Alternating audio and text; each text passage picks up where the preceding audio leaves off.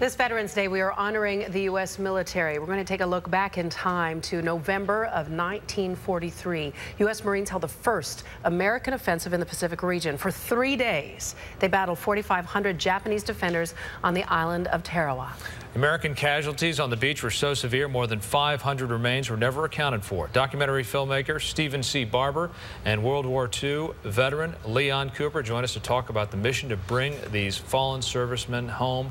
Welcome. Good morning, gentlemen. Thanks. Thank you very much. Let's just sort of recap. You made your first film, Return to Tarawa. It was so powerful, it became a catalyst for legislation to get the U.S. government essentially to go back and reclaim some of these remains. Talk to us. Yeah, I think it might have been the first film ever to be able to get congressional legislation through Congressman Lipinski out of Chicago. Legislation was written, congressional mandate was undertaken, and I just got back. I was with the Joint POW-MIA Accounting Command for 34 days, and I got to spend it watching our young men and women go after over 78,000 missing servicemen from World War II. Leon, take us back in time. Tell us about those 34 days on the island of Tarawa. The 3 days, more than 6,000 guys were killed, and I'm a veteran of the battle, more likely a survivor of the battle. My job was to bring the Marines into Red Beach, appropriately named because so many guys were killed on it.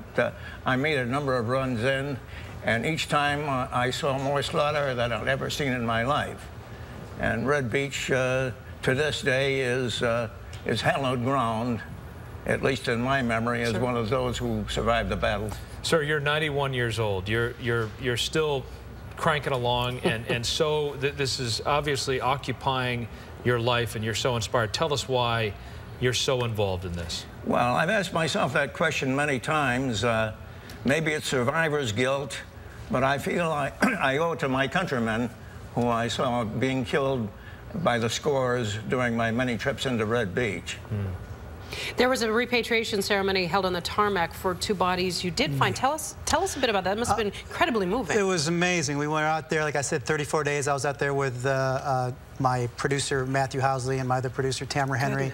And we watched them dig for, they moved 2.5 tons of cubic earth. They found several remains, but 2 were United States Marines. And we're hoping this next film, my new film, Until They Are Home, will be able to get more congressional legislation, because they're basically extremely underfunded. Yeah. Unbelievable group of folks, JPAC is the acronym, but they don't have the money. Yeah. And like I said, there's over 78,000 people, about what, 50–60% of those in the Pacific Theater. So it was, for me, it was just an amazing, it was the first time there'd been a repatriation in, over 68 years. So it was kind of surreal. Sure. And then do a military airlift on a C-130 and then a C-17. Well, Stephen, we so appreciate your bringing attention to this. And Mr. Cooper, thank you so much for your service to our country. I don't believe you're 91 years old. You look fantastic. Leon, thank you. I can prove it. Leon, I didn't bring my birth certificate. I'd like to add one thing, if I may. Steve mentioned that there are maybe hundreds of guys still in Tarawa. That's a token compared with the tens of thousands of MIAs who are missing in action elsewhere in ancient battlefields during the Pacific. Sure. And I want to do something about this. I've set up a non-profit corporation that'll allow me, under IRS rules, to receive charitable contributions that will allow me to produce a series of films exposing what I regard as the shame of America. The tens of thousands of guys who still lie where they fell in battles that took place 65 to 70 years ago.